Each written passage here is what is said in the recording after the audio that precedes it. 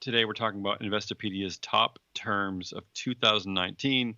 Investopedia's data science team, you like that? Data science team, Yeah, everyone's got one of examined those. examined historical data to identify which topics had the most notable influx of visitors over the past 12 months. I don't really know what that means. I don't know what it means, most notable influx of visitors, but whatever. Lots of people. Here's the list. Uh, it's a strange list, but of course, we're on the list, so that's why part of the reason why I grabbed it. But Business pants is? yeah, Business Pants is 10B. No, okay, ready for the list? And I don't know how we're going to discuss this, but I just wanted to plug. I just wanted to plug Investopedia for I don't know why. Here we go. Negative interest rates, the dark web, Dark web. fire, which is financially independent, retire early. These are the terms that people in their universe are thinking about, I guess. Conventional mortgage, Hmm. negative bond yield, exempt employee. That's a good gig economy one there for you. People at Uber are googling that one. Sorry, Investopediaing that one. And then here's where it gets weird. Jay Z. Obviously. Yeah, that's right. Jay Z. Karl Marx. Why do they not search for Beyonce? Inverted yield curve. There's another fun one. And finally, the top 10 terms of 2019, according to Investopedia, ESG. So there you go. So ESG, this will be the only time you will ever see a list that has both Jay-Z and ESG on that list. It will never happen again. I'm publishing one tonight. And Never. and honestly, Never happen again. like I'm putting Beyonce, forget Jay-Z. Okay. Beyonce's the brains of that family. We know that. Sure. I mean, So no offense, Jay-Z.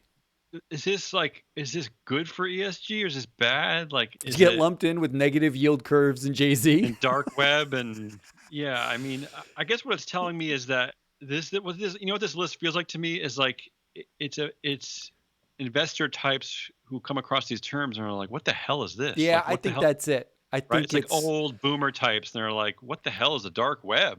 You know, like but it what's a goes Jay beyond boomer Z? types. It's basically people like these are the news covers. The news of the last year was talking a lot about interest rates and the Fed, and there's a lot of conversation all the time, I guess, about Jay-Z. But I think ESG is part of zeitgeist.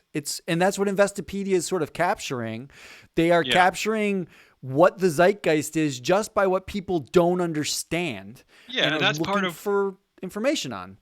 right, and that's again, that's just part of the impetus for creating this company is that we're very much interested in the narratives around these stories, right? And for 2019, these are some of the key parts of that narrative. What's fascinating about a list like that from a place like Investopedia is the way Investopedia then defines it and the content they create around it as sort of a content creator is hugely influential in the way people who are looking for definitions, who are looking for understanding, actually approach these topics. Now, I don't know about Jay-Z. Yeah, you do. I mean, I could Investopedia it, I suppose. Yeah, But when it comes to ESG, yeah, like it means that not only does no one understand what ESG is because they're looking for like one thing that ESG is, but uh-huh. they are going to the most, influential sort of reference point in the investor universe, arguably, which is Investopedia.